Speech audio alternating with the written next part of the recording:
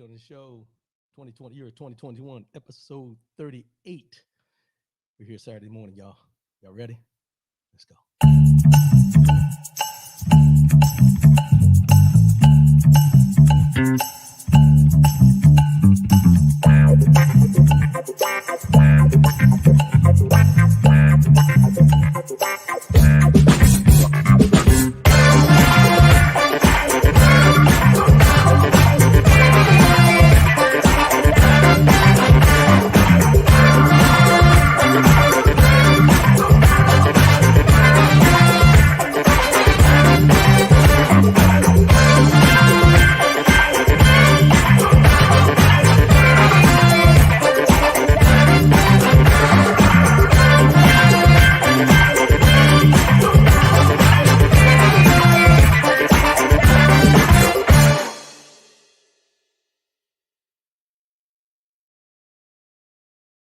Good morning, good morning, good morning. Welcome to Speak On. I am your boy, R.W. Coolins.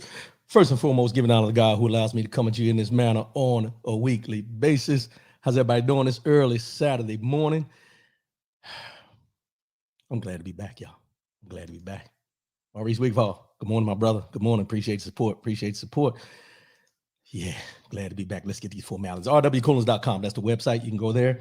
Merchandise, everything's there. Speak on the show. Shirts, no hats, shirts, cooling shirts, one man, one mic shirts. You know, they're there on the website. So if you got something you want to get for somebody for Christmas, there's red.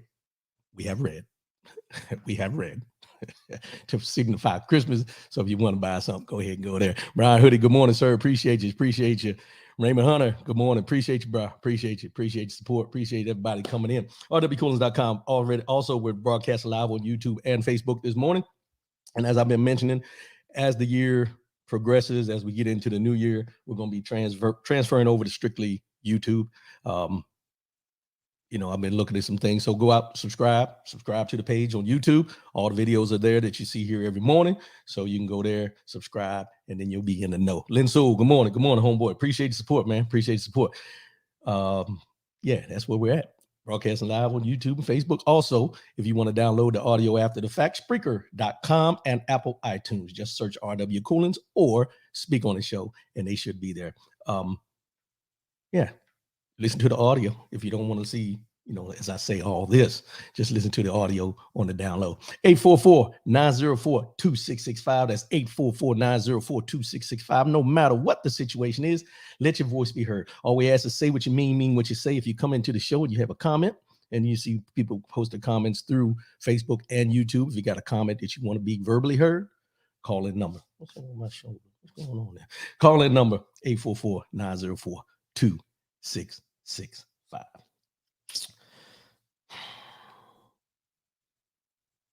2022 is around the corner, y'all. 2022 is around the corner. We're on the countdown for the get down. What's the day? Today's the 4th. So we're talking about what? 27 days? 27 more days till we're in 2022. The end of 2021 is coming.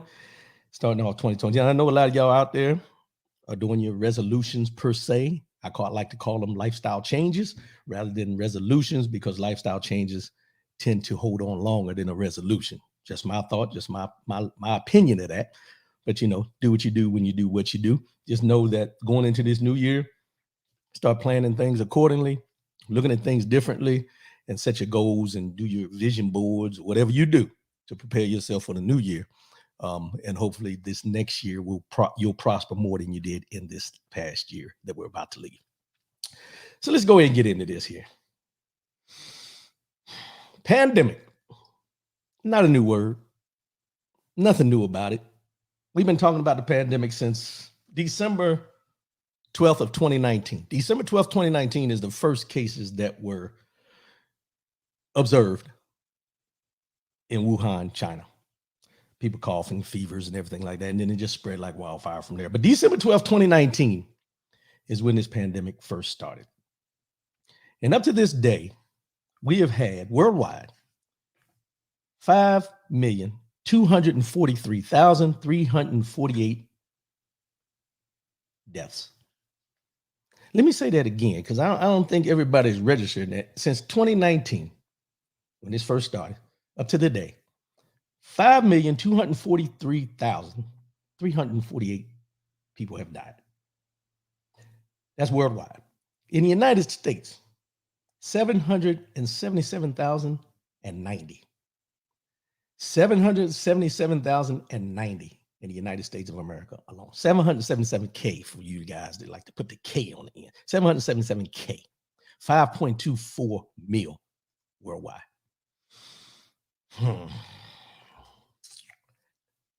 Big Al, come on, little brother at the Benz dealership getting served. I appreciate you tuning in while you're doing that thing. Yeah, I see them crying emojis hitting that wallet. I know you can handle it though, bro. Handle your business. But let's get back to the. I had to do that. That's my big brother. But look here. So we in this COVID. 777K in the United States alone. 777K people have died. Now I've seen the amount of cases that have been called. I didn't want to get into that. But the reason I bring up the amount of people that have died is because we've been in this pandemic. We've been talking about it. We didn't get it, really hit with us until about February, March of 2020, somewhere in there is when it really blew up, and we started having cases here on American soil. But I bring this up because we still have people out here denying. Let me say this. We still have people out here denying what is happening from this pandemic. Russell Jenkins, good morning. Appreciate the support, bro. Appreciate the support. But we still have people out here denying what is going on with this pandemic, the effects, the deaths, what they're asking you to do as far as the mask mandates and booster shots and the initial vaccine and all these different things. But what stands out to me is 777K, 5.24 mil. See, I'm a true believer that I don't want to be in that number when they say 777K. Now, I don't want anybody to take this the wrong way, because I know there are folks out there that listen or may listen after the fact and hear me talking about this and think that I'm being, just pushing it off to the side about who has died and everything. You can't put a face. I can't put a face to every 777K that were affected, the families that were affected by this. But what I'm bringing up to you today is that now we have this thing called the Omicron variant. The Omicron variant. It's a new variant, started in South Africa, spreading, moving around and everything. But my biggest thing is we're acting like this is not something that we've been dealing with already. It's a different strain of what we've been dealing with.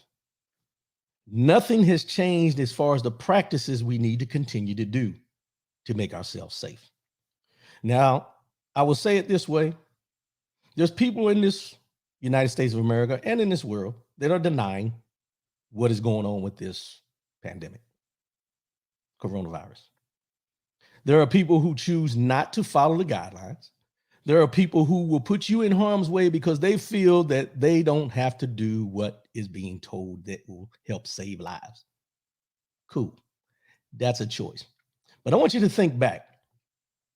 This is probably the same people who were in an uproar when they said you can't smoke inside of buildings anymore because of secondhand smoke and the effects it would have on people around you while you're smoking. Now, I didn't look up the year on when we first got that to the point, but I want to say, because I think I was in Wyoming at the time. So we're talking about probably 1991, 94 range, somewhere in there. If not before, is when they banned smoking in buildings, public places. You had to, go outside 50 feet from the doorways, all the different things we remember about smoking. And to this day, after all those years, people comply. They do what they need to do. If they want to smoke, they go out away from everybody. They go into smoking areas that are posted. They don't do, where they're around with the secondhand smoke and everything. They comply with what's going on, even though in the beginning they were pissed about the fact that it was coming down this way. I say that because with this pandemic, I'm not sure if we'll ever get to that point. And I say that because you have people that will say, well, the flu kills so many people every year, and this kills people every year. But you don't have over a 2-year span, coming up on a 2-year span, 777K amount of people dying from one thing, And then you have those deniers that say, well, all of them ain't dying from COVID. They have something else going on, or they're marketing it as COVID for fear and all this kind of stuff. I don't know. I can't speak to that because I'm not in the CDC. I'm not in the hospitals. I'm not in any of those places. But it's funny how we'll listen to statistics for certain things, but deny statistics for other things. We all have our own mindset. We all have our own experience. We all have our own reasonings by what we do when this is going on and what we do in life, whether we agree, disagree, any of that kind of thing. But when you see the things that are going on around here with this vaccine and with the pandemic and different things like that, you got people out here, and I just seen this article, a woman in South Carolina, a nurse in Columbia, South Carolina, was selling vaccine cards, just filling them out for people so they wouldn't have to get the vaccine, but so they would have the card to be able to frequent places that you frequent if you're vaccinated, be able to go into places for people who are vaccinated where they're telling you if you're vaccinated, you don't have to do this, you don't have to do this. So by giving these people these fake COVID cards, they're breathing in the same air as you in these places, in these locations, because someone decided that they wanted to give them a fake card. Case in point, we've seen 2 football players from the Tampa Bay Buccaneers, I think it is, got suspended for 3 games for fake vaccination cards. These are the ones we know about. Let me say that again. These are the ones we know about. See, there's always some manipulation in any system, no matter what. But here you're talking about manipulating systems that could be life or death. Decisions that could mean life or death for you or me or anybody we know because somebody else chose to circumvent the system. Now, I'm not trying to be on no high horse and tell everybody, well, because I'm vaccinated, you need to get vaccinated. No, that's not what I'm saying. What I'm saying is you're putting people at risk when you're faking the funk about whether you did or did not. When you're bringing yourself around people and you're portraying to be vaccinated just like them when you're not, because you choose not to, which is your choice, but be honest about it. And I'm just going to say it like this. Don't be an Aaron Rodgers and throw out the word, I'm immunized, to circumvent the fact of you're not vaccinated, but you're saying you're immunized to kind of throw people off. It's all about the wording. It's all about the deception. We've been in this for almost 2 years now. 2 years. And we've seen people come and go. We've seen people die, some family members. I mean, come on. And it doesn't look like it's going away anytime soon. This is going to probably be around just like the flu. Eventually, my prediction, this is R.W. Cooling's prediction, eventually this will just be something like the flu that we get flu shots for every year. But I think, in my opinion, what happened was when we started calling it what you had to get in order to minimize your chances of catching COVID-19 to the full extent. I think the worst thing that the CDC did, and I'm not a scientist, so I'm just going by what my belief is. The worst thing we ever did was call it a vaccine rather than a shot. Let me say that again. I think the worst thing we did was call it a vaccine rather than a shot.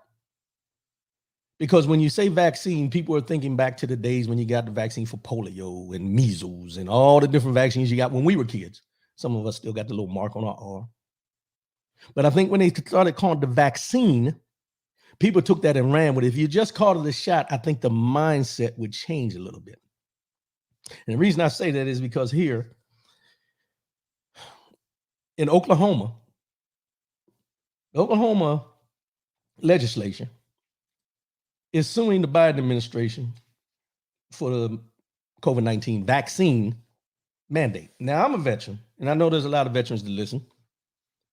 But while I was active duty, I took shots every year, plus.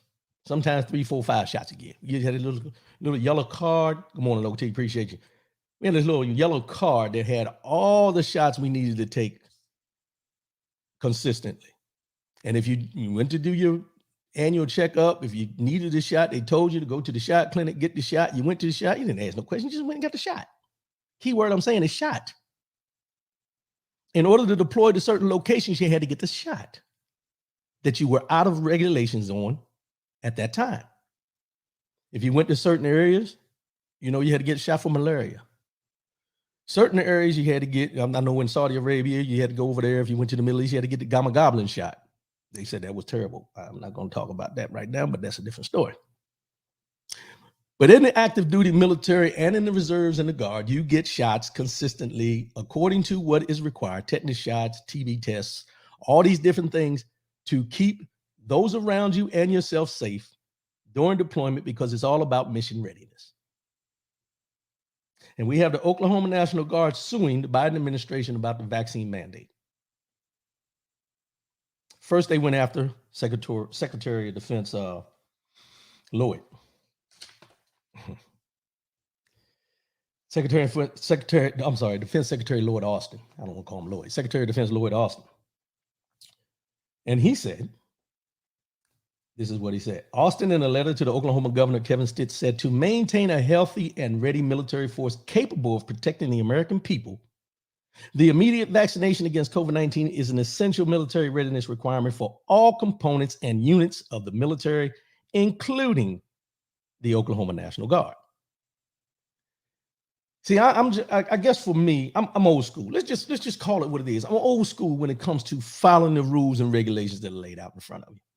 I'm old school that these are the rules and regulations you have to abide by in order to maintain, whether it's employment, military service, or service to anything that you choose to do. There's rules and regulations that you have to do. When you go get, if they pull you over and they tell you got to take a breathalyzer, if you refuse it, they take you and they draw blood. Regulations, rules. But this era that we're in, people want to be exempt. People want to dig and try to find, laws. I brought this up the other day, and when you start bringing up the Civil Rights Act of 1964 in defense of why you should not get the vaccine, I have a problem. Not because you don't have the right to, but because most of the people that bring up the fact that the Civil Rights Act of 1964 were pissed when it got passed. 1964. As I mentioned, I was born in 1966. So 2 years before I was born, the Civil Rights Act was brought into play to give people equality per se, give people equality as far as how things are handled in this United States of America. And now it's come full circle that people want to use the 1964 Civil Rights Act to defend themselves against getting the vaccine, because it's a point of convenience rather than a belief in what the Civil Rights Act says. I'm not saying all, but I'm saying some. And that's where we're at with this vaccine, with the pandemic, with everything going on, because here's my thing. It's not going away. It's not going away. If it was going away, it'd been gone by now. Let's just be honest about it. Raymond Hunter, what do rules actually mean in a caste society? Man, you make my morning, Mr. Hunter. You make my morning. Exactly. What do rules actually mean? Now, when I say rules, we all know from the visuals and what we know to be true. Rules are only held to the full extent of what they're established for certain people, certain situations, certain positions, and sometimes on the monetary value of who you are and who your family is. I get that. But the other part of it is that, when these things come down, these mandates, as they say, and people look for all kinds of loopholes to not have to follow the mandates. Sometimes I get facetious when I say this, and I say the amount of time and amount of effort you chose to do all the research for those loopholes. Think about if you would have invested all that time into being a better person, into being a better employee, into finding ways to better the world around you than just looking for a loophole that benefits you. Yeah, you hear all that thing all the time. Rules are meant to be broken. Yeah, well, it happens. We all speed a little bit. Speed limit say 70. We might do about 79. Stay within that 10-mile range because we know the cops won't mess with us. But the speed limit is still 70. The speed limit is still 70.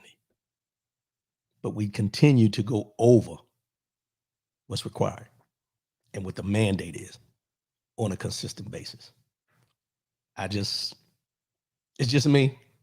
Don't get me wrong. I'm one of them people that set their cruise control 79 and ride it out too. Don't get me wrong. But at the same time, that's what the speed limit says. So why aren't we abiding by that? That's what the mandate says. Why aren't we abiding by that? Because if you're over the speed limit is established for a reason, so there won't be casualties just in case. As I mentioned before, the vaccine was just in case.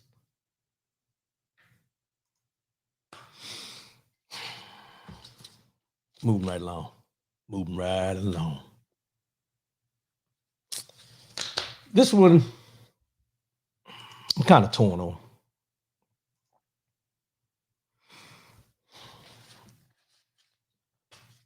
Explain it. Oh, I got my stuff mixed up. Hold on, y'all.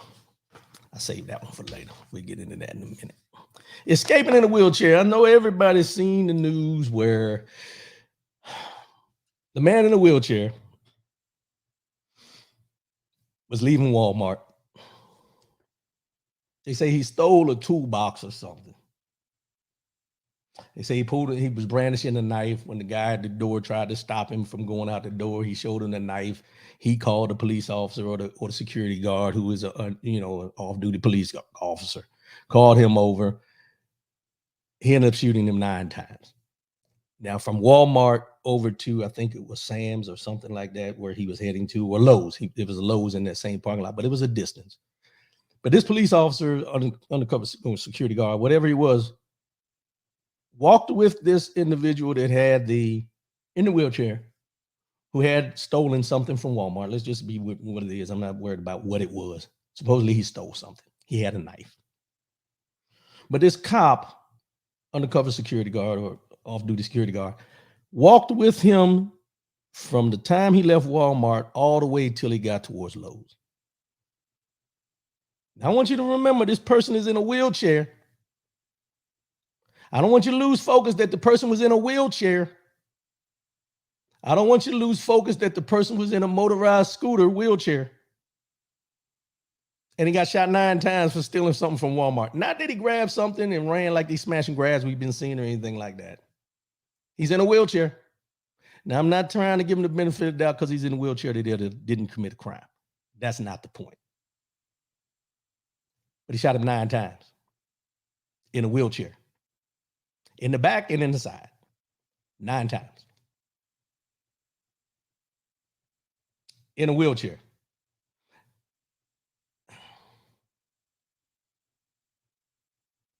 Do we have no regard for human life, whether they stole a pack of gum or a toolkit or anything like that? So anyway, let me read a little bit of this and then we'll get back into this. The attorney says the Tucson officer was trying to de-escalate before killing the man in the wheelchair. Tucson Police Officers Association attorney Mike Story said Officer Ryan Remington didn't have another option but to shoot Richard Lee Richards Monday evening. Now, I haven't heard anything about taser. I haven't heard anything about, just pushing the wheelchair over and stopping him from going where he needed to go in order for you to handcuff. I ain't heard none of that. But they said that he ended up shooting him because he was getting close to Lowe's and he was concerned. The officer was concerned about the people in Lowe's because he had the knife. But he's in a wheelchair. They don't know anything from what I'm reading. They didn't know anything about his priors, anything about who he was, if he had any, prior convictions or anything like that. But we'll get into that in a minute because they always find that out after the fact for justification purposes. Body camera footage shows the victim, Richard Lee Richards, was shot 9 times. Attorney Mike Story said the video from the incident released by the Tucson Police Department does not show the full story of what happened Monday evening. Tucson police said Remington was off duty working security at a Walmart in Tucson Monday evening. Police said Richards, who was 61 years old, had stolen a toolbox from Walmart and brandished a knife when an employee asked to see a receipt. Tucson Police Chief Chris Mangus claimed Richards said, "Here's your receipt," as he showed the knife to the employee. The employee called in Remington to help with the situation, police said. In the video released by Tucson police, Remington is seen walking alongside Richards, who police said was in a motorized wheelchair as he was rolling through the parking lot. He's trying to talk this guy down and de-escalate. That's exactly what he's trying to do. Now, this is the police officer's lawyer, Mr. Story. Police said Richards keeps moving away from the Walmart towards a Lowe's. Walmart and Lowe's are not in the same parking lot, but are separated by a few businesses and a side street. However, the video does not show the entirety of Remington's interaction with Richards between the two stores. Story said during the entirety of the interaction leading up to the final incident, Remington was working to de-escalate the situation. The officer at no time knows it's going to end that minute. Is the guy just going to say, I'm done? Is he going to go to his car? Is the guy going to go home? No, he doesn't know. Story was critical of Tucson Mayor Regina Romero, which this is what she said. She made a statement Tuesday where she called Remington's actions indefensible. He shot him 9 times. I feel what she said, I don't have a problem with. How can you defend shooting somebody 9 times in a wheelchair? How can you defend shooting somebody 9 times just not in a wheelchair?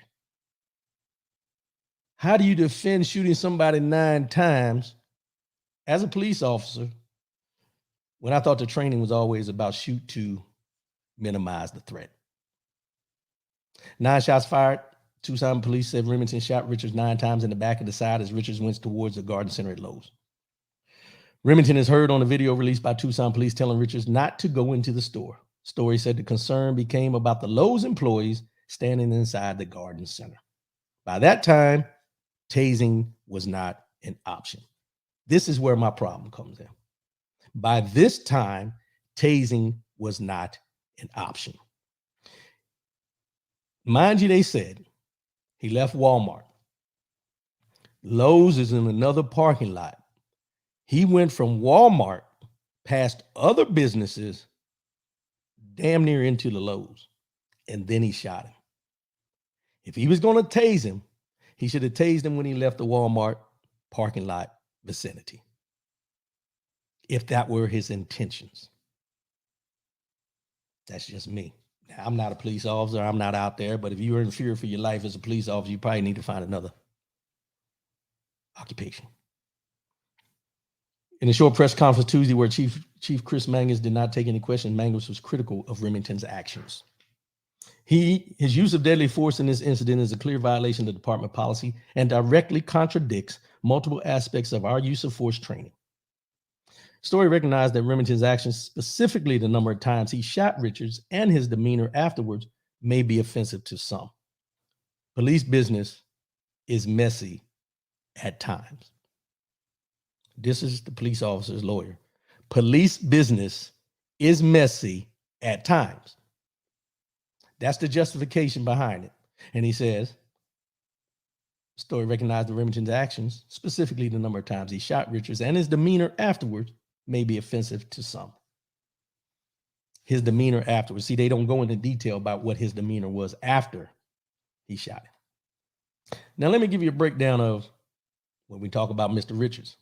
They say he has a decades-long criminal history, which they always dig into that. Tucson police said they are investigating whether Mr. Remington, a police officer Remington, and Mr. Richards ever had any interaction at all before this. Richards did have a criminal history in Arizona dating back to the 1980s.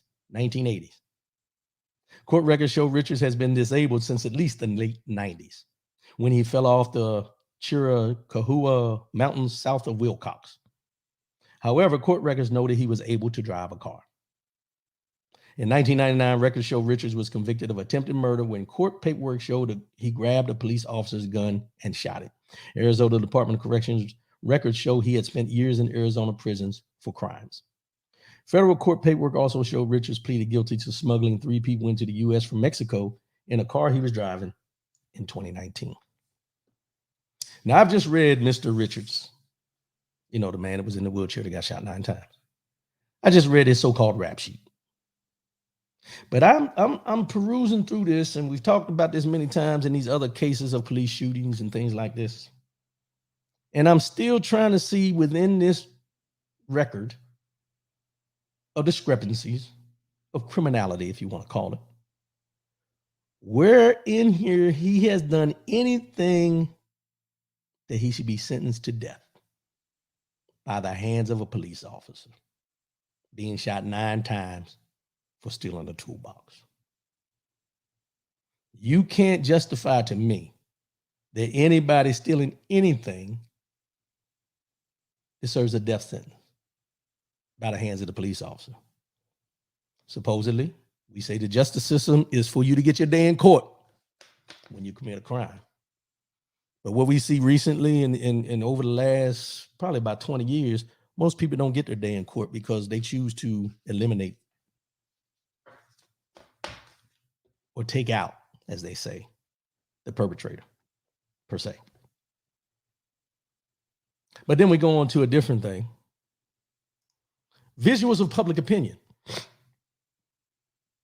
So today, this morning, I read that James and Jennifer Crumbley, the parents of the 15-year-old that killed the 4 people in the school shooting this week, have been arrested.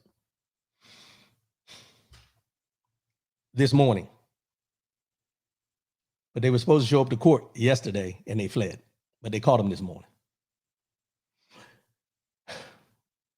They're being charged with 4 counts of involuntary manslaughter.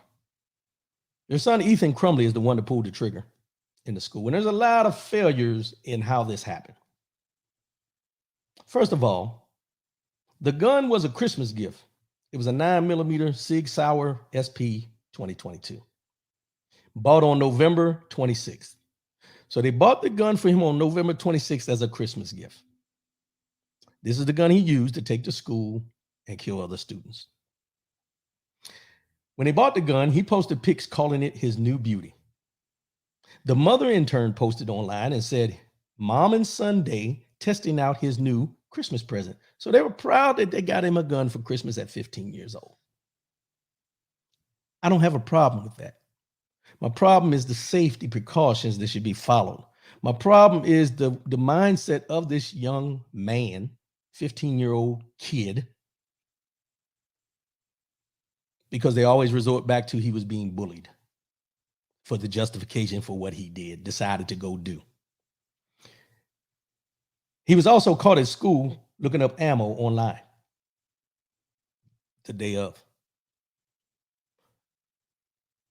The school, well, it was the day prior, the school left the mother a voicemail. She never responded to the school. However, she listened to the message, obviously, because she responded back to her son in a text message and said, "LOL, I'm not mad at you. You have to learn to not get caught." Let me read that again, because I want that to marinate in some of you. You know, we're parents. But, you know, most of us listening are parents. But I want you to hear what this parent told her 15-year-old child who was caught in school looking up ammo online, who had just bought him a Christmas present on November 26th, a 9mm gun. She gets a call from the school telling her son was looking up ammo online in school. She never responded back to the school, even though she did listen to the message, obviously, because she texted him and said, "LOL, I'm not mad at you. You have to learn not to get caught." This is the mentality of some parenting in this world. We're not correcting what they've done. We're enforcing how to do it and get away with it. What? Pamela Cox, good morning. Good morning. Appreciate support. But this is now, I don't make this up. Now, also, after reports of the shooting, now this is after the shooting was being reported in the news, all over the news and everything. The mother texted her son and said, "Ethan, don't do it." This is during the reporting when it was all over the news that some people had been shot into school and they had a mass, active shooter and everything. And she texted her son and said, "Ethan, don't do it." Now, I ain't the brightest light bulb in the socket. I tell y'all this all the time, but I flicker every once in a while. I have my moments.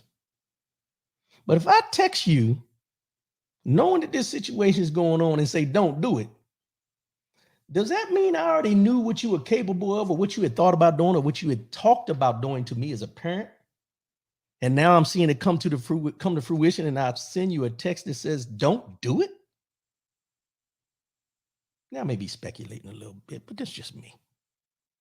It's probably you too.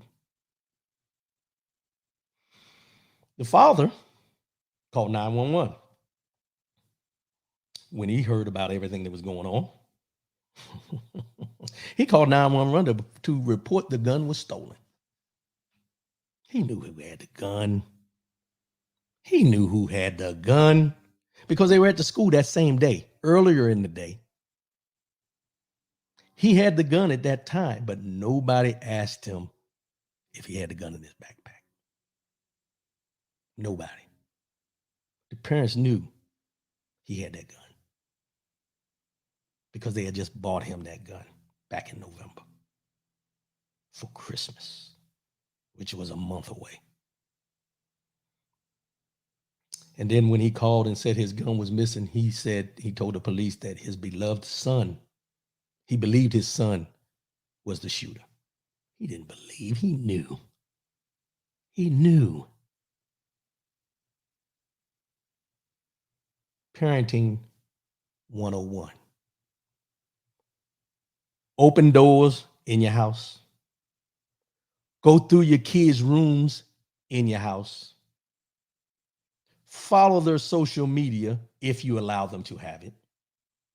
And pay attention to who they hang with, who they don't hang with, and what their mentality is. But don't encourage them to do things and just don't get caught. What are we doing? I say we as a whole.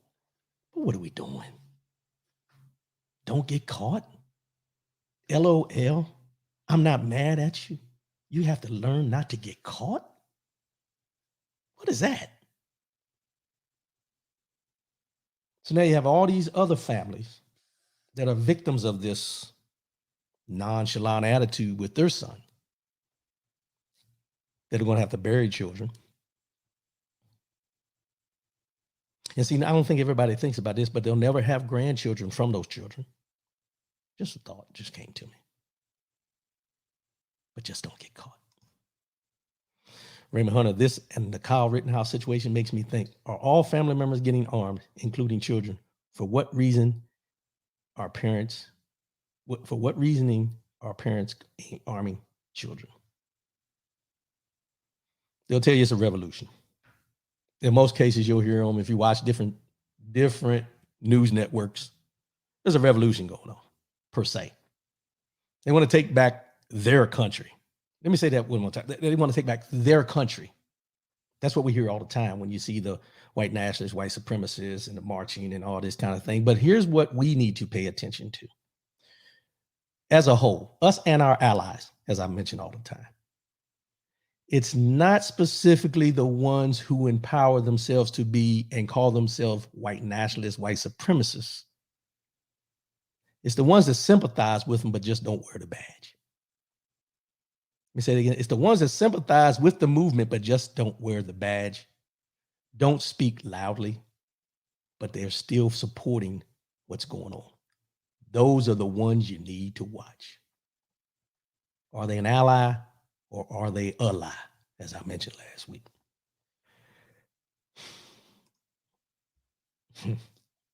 So I found this article that Nia Tipton wrote. And it was originally in a place called appeared on Your Tango. And I'm going to read it in its entirety because it's something I think everybody needs to hear. It's a little long, but I want to read it. Media outlets are under fire for being racist after using a seemingly innocent photo of Ethan Crumbley, the young man who shot these folks, Ethan Crumbley praying when reporting an Oxford high school shooting. Crumbley, a 15-year-old sophomore at the Michigan school, is accused of shooting and killing 4 people and wounding 7 in the 28th school shooting this year. Crumley was charged as an adult with 24, including murder, attempted murder, and terrorism causing death. Yet it seems like most people are still trying to paint Crumley in a more sympathetic manner. Photos of Ethan Crumley praying distract from the nature of his alleged crimes. Now, I don't know if everybody's seen this picture, but they put a picture up of him when he got arrested. And then they had a picture beside him of him praying. Let me get the full context of this now. Now, you have a picture in the papers, on the media, of him when he was arrested. And then they have a picture beside him praying. When he was praying, someone took a picture of him praying when he was younger. And these are the visuals that they want you to see. These are the visuals that the media is putting out there for you to see. So you don't see him as a killer. You see him as a young, God-fearing, white teenager that maybe, just maybe, made a mistake. Jackie Banks, good morning. Appreciate the support. But let me continue. Ethan Crumley isn't a victim in the gruesome crime that left 4 teenagers dead and the other students traumatized for the rest of their lives. It might seem trivial, finding a problem with a simple photo, but the photo speaks volumes for a country that is constantly making excuses for white people. When Trayvon Martin was killed by George Zimmerman, the media released photos of him smoking, as if to try and justify the fact that he was a thug instead of an innocent black teenager who was shot and killed. Major media outlets routinely present a distorted picture of black people, portraying them as thugs or gangsters, while white people are described as being mentally ill or given other excuses to justify their behaviors so they don't have to be labeled as the perpetrator. We didn't hear the word terrorism used when 21-year-old Dylan Roof murdered 9 members of a black South Carolina church in 2015. Instead, the media coverage described Roof's crime as a result of his mental illness. He was humanized, called a victim of inadequate mental health resources and the environment in which he grew up in. Roof was escorted by police wearing a bulletproof vest, while Tamir Rice, 12, was shot for playing with a toy gun in a park just seconds after police drove up. Trayvon Martin was wearing a hoodie and was as much responsible for his death as George Zimmerman, and this was according to Fox News' Geraldo Rivera. Michael Brown stole cigarettes and Eric Gardner sold loose cigarettes, which was a bad decision, according to the New York Post columnist Bob McManus. People brought up George Floyd's criminal past after he was murdered. The defense attorneys for the 3 men who killed Ahmaud Arbery made comments about his dirty toenails. Black people seemingly morph into these menacing headlines, even if they are the victims, especially black children, while white mass shooters are given words of sympathy.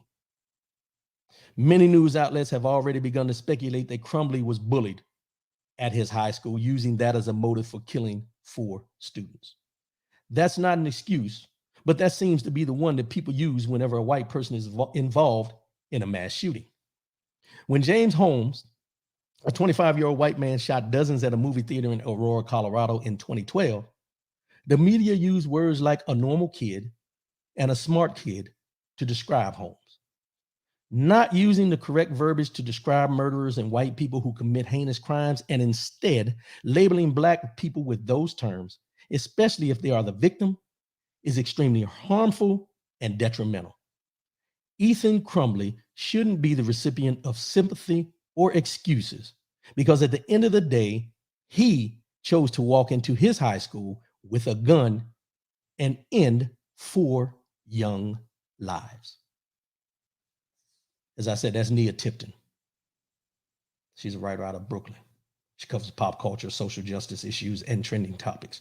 It appeared on Your Tango. That's where this article appeared. And I read that in its entirety because I don't want people to think or get the misperception about to speak on this show. What she put in this article that she wrote is what we've been talking about for a long time. Not only in our community, but all over this United States of America. How injustices towards us They flip it to make us the perpetrator, even though we were the victim in whatever happened to us. These young white kids that go in and do these mass shootings, we're told to have sympathy for them because they were bullied or they were treated wrong or they had a bad upbringing or mental illness comes into play. All the excuses you can come up with on why they did what they did, which was wrong, we're supposed to give them the benefit of the doubt. But they never gave George Floyd the benefit of the doubt when they said he was changing his life from who he was to becoming better. Because when that man, police officer, decided to stay on his neck for that amount of time, all they knew was that he had committed a crime because of his past. When Ahmaud Arbery was shot down, they didn't care about who he was as an individual and how he was trying to change his life and why he was in that house looking to find, with his dreams of getting his mother a house like that. They didn't care about that. What they wanted to talk about was his past indiscretions. But they find a way to get a picture of Ethan Crumbley praying to post online for you to be sympathetic to who he is and who we thought he was compared to what we know he is, a natural born killer. You don't just walk up into a school and shoot and kill 4 people and wound 7 if it's not in you. You don't just wake up tomorrow and have that mindset. But the picture of him praying is supposed to make us be sympathetic towards who he was and why he did what he did. But when we talk about people of color who are fighting to get out of poverty, who may be out here robbing and stealing and things like that, and we don't give them the benefit of the doubt because we don't know their struggle, they're just thugs and killers. No one gives them the benefit of the doubt about their upbringing. Nobody gives them the benefit of the doubt about their mental illness. Nobody gives them the benefit of the doubt of who they were and the struggles they may have gone through before it got to that point.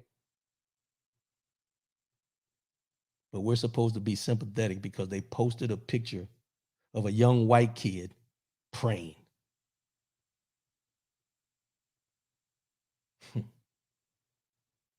Let's ask the parents of those kids that were shot and killed how they feel about Ethan Crumbley and the praying picture.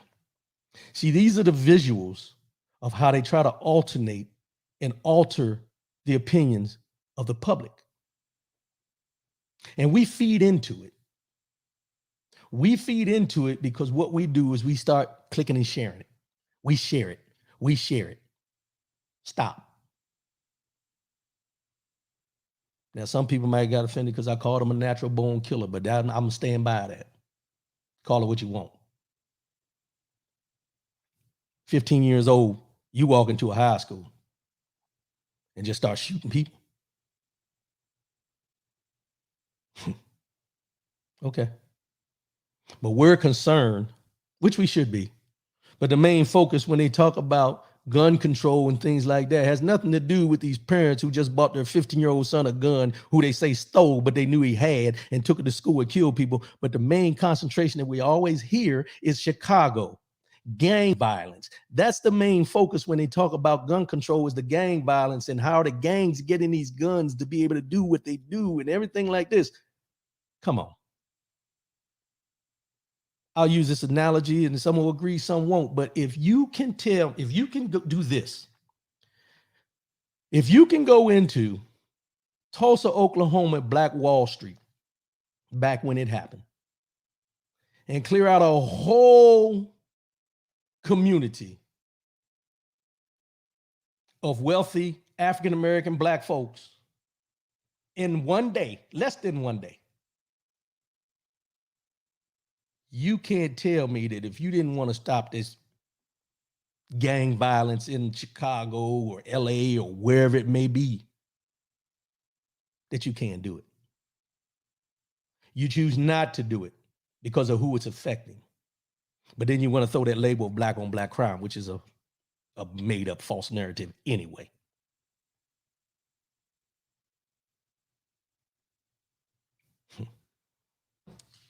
put a picture up of him praying. Give me a break. Did he pray before he shot those kids?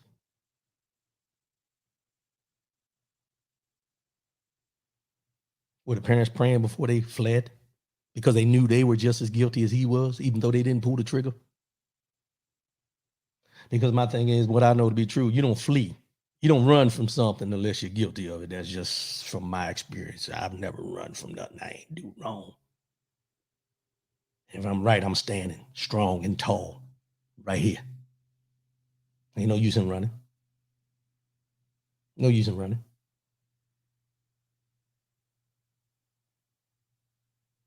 Pay attention to the visuals that the mass media puts out there. Pay attention to the verbiage that's used to describe us when things happen to us rather than when we're the perpetrator. They all sound the same.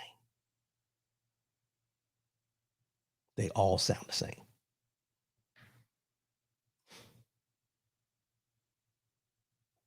Now I'm leading into this. Straight talk, no chaser. Straight talk, no chaser. That was part of it. You know, I got on a little tangent there, but let's get into this here. Now, you guys have heard me talk about critical race theory and the 1619 Project and everything like that. And I encourage everybody to read it on their own and get in there, get an understanding, know what they want to know, figure it out for yourself. But in Tennessee and in Texas, they have signed laws, bills and laws. Well, let's start with Texas. Texas, Republicans signed a bill that limits how race, slavery, and history are taught in Texas schools. And it became a law. Republicans have made a law that limits how race, slavery, and history are taught. They don't want you to know anything about slavery, race, and the history of what happened to the people of color in this country. This was written into law. And it says Senate Bill 3 passed during the Texas legislature's second special session. They ended on September 2nd. It replaces House Bill 3979, which Governor Greg Abbott signed over the summer. At the time, Abbott said more needed to be done to abolish critical race theory in Texas classrooms, and lawmakers went to work to craft a more restrictive measure. The result was SB 3. And it says, under the new law, a teacher may not be compelled to discuss a widely debated and currently controversial issue of public policy or social affairs. The law doesn't define what a controversial issue is. If a teacher does discuss these topics, they must explore the topic objectively and in a manner free from political bias. It also requires that at least one teacher and one campus administrator at each school district to attend a civics training program that will teach educators how race and racism should be taught in Texas schools. The new law also zeroed in on New York Times Pulitzer Prize winning 1619 Project, a collection of essays that centered on how slavery and a contribution to Black Americans shaped the United States. With this law, students cannot be required to read the 1619 Project essays. It also bars students from receiving credit. And that's something about working as volunteers for Politico. They try to throw that in there to make it seem like it was across the board. But let me read this part here. In Texas, there are more than 1,200 school districts. The cost to develop and implement the training program alone would be $14.6 million annually, according to the Legislative Budget Board. Texas legislatures are okay with spending $14.6 million a year to keep anything dealing with race, slavery, and history out of the classroom in over 1,200 school districts. $14.6 million annually. So you don't know the truth. That's what they're willing to budget. So you don't know the truth. That's Texas. Let's move on to Tennessee. In Tennessee, Right-Wing Moms for Liberty, a group wants anti-American Martin Luther King Jr. book banned from the schools. The 11-page complaint claims the civil rights icon's work is anti-white, but on a technicality. In an era, well, here it says right here, the Williamson County, Tennessee chapter of the group Moms for Liberty had filed an 11-page complaint with the state claiming that a second-grade curriculum, which includes works about Dr. Martin Luther King Jr., has a heavily biased agenda that would make kids hate their country each other and or themselves. Earlier this year, Tennessee Republicans passed a law in response to the rise of critical race theory, barring the teaching of certain concepts in classrooms that would teach that one race or sex is inherently superior to another. The relentless nature of how these divisive stories are taught, the group's complaint reads, the lack of historical context and difference in perspective, and the manipulative pedagogy all work together to amplify and sow feelings of resentment, shame of one's skin color, and or fear. Now, not only, now this woman that started the group, Robin Steenman, I'm gonna put her name out there, Robin Steenman. She is supposedly an Air Force veteran and a white mother of 3, and appears to suggest slavery and Jim Crow were positive achievements, like unity and the overall improvement of our country. Inside the complaint, Moms for Liberty take issue, now watch this, take issue with several books in the school's offered curriculum, including Francis Ruffin's Martin Luther King Jr. and the March on Washington, and the autobiographical Ruby Bridges Goes to School, My Story. The complaint also cites photographs of white firemen blasting Black children to the point of bruising their bodies and ripping off their clothes. So let me break this down for you. I know there's a lot of information, but let me just tell you this. In Tennessee, they want to remove the book that was written that said about Martin Luther King Jr. and the March on Washington. And they also want to remove the book of Ruby Bridges Goes to School, My Story. You remember Ruby Bridges, the one that had to be escorted to school when they were segregating schools? Integrating schools, excuse me. Desegregating, that's the word. They want to eliminate those books out of the curriculum. They don't even want to have them in the library at all. But these are the same people who want to quote Martin Luther King Jr. when he says whatever they want to use his quotes for when it's convenient for them.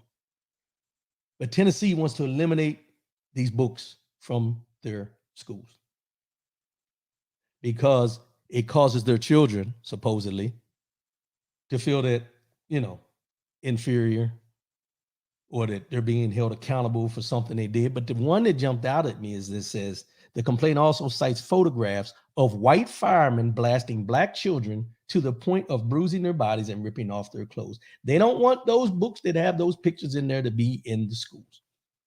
Why? It happened. You don't have a problem with the picture of George Washington on the front of that boat crossing the Delaware River, but you got a problem with the atrocities being shown that were done in this country to people of color. Let's add this up.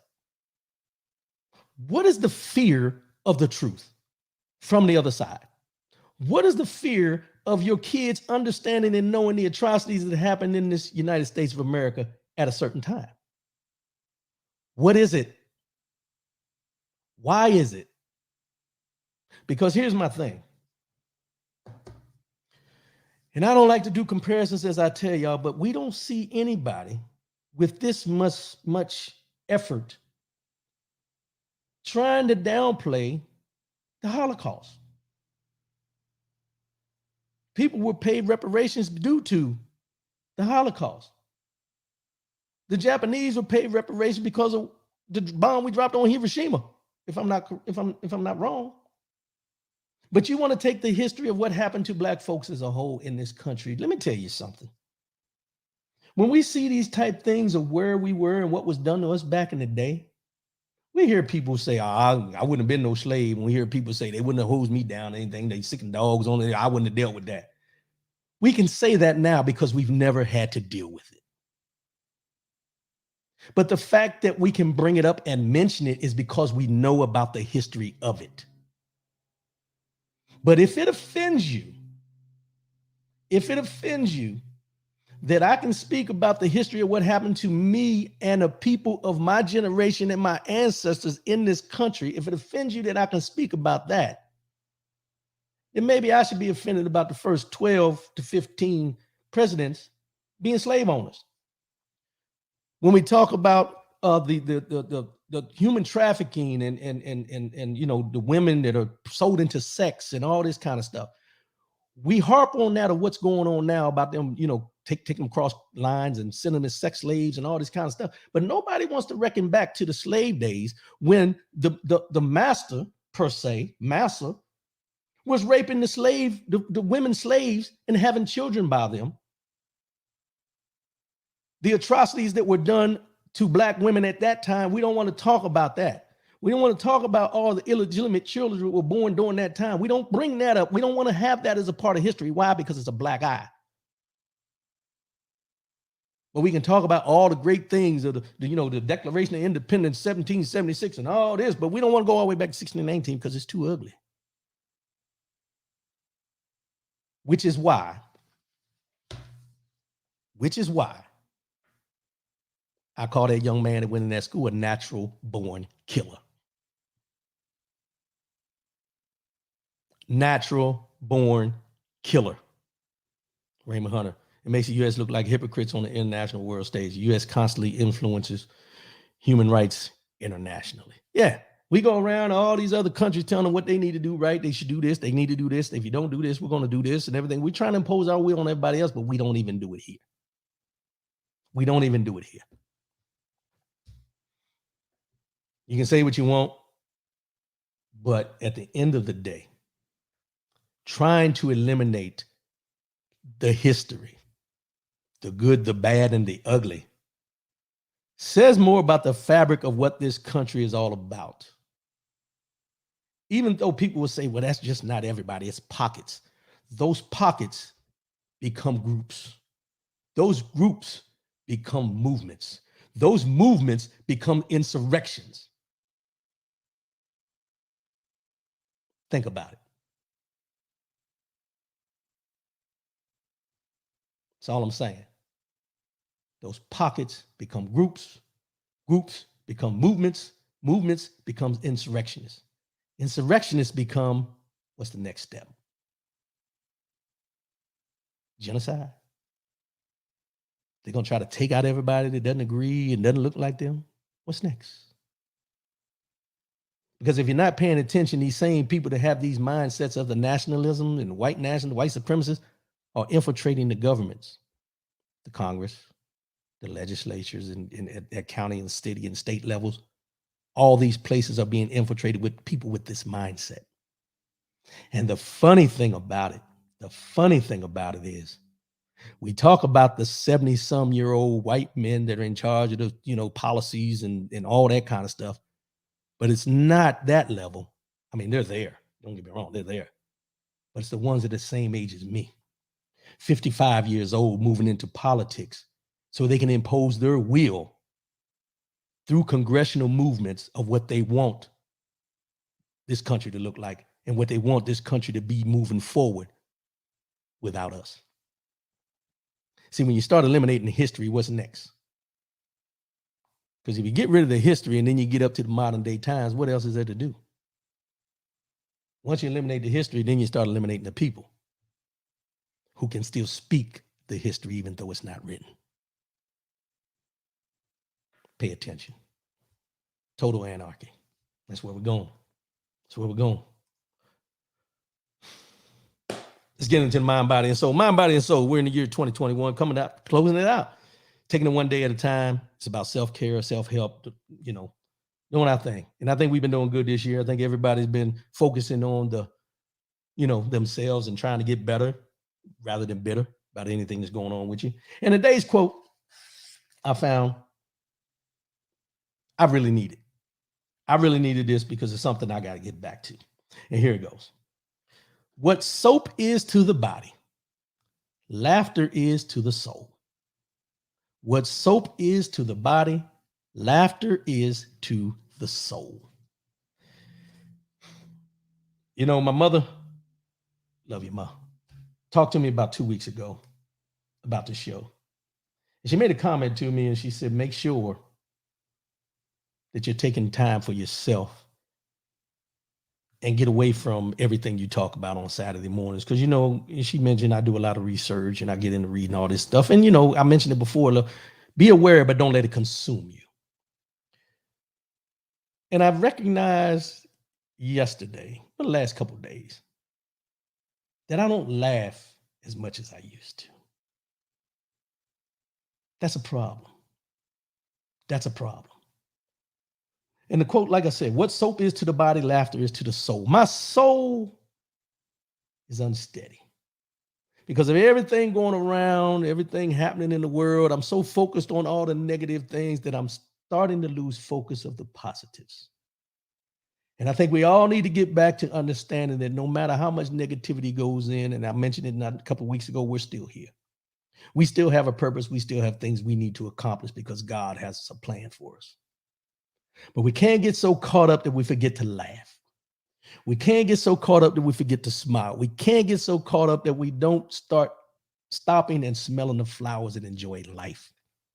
I'm guilty. I'm guilty. And I know I'm not the only one, because with everything going on around us, we get so consumed sometimes and we have to catch ourselves. But sometimes we know, but as I always say, when you got a praying mother that's looking out for you, it's a beautiful thing.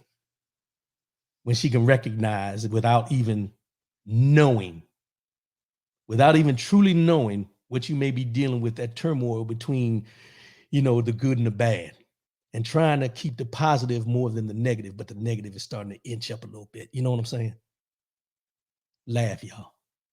We got to start laughing more. We got to start enjoying life more. And I'm not saying forget about everything going on around us, but we need to start making sure, in spite of everything, that we're enjoying life. We're enjoying life to the point of not the fact that what can go wrong, but about everything that's right. We got to laugh more. We need to smile more. We need to hug on each other a little bit more. We need to love on each other,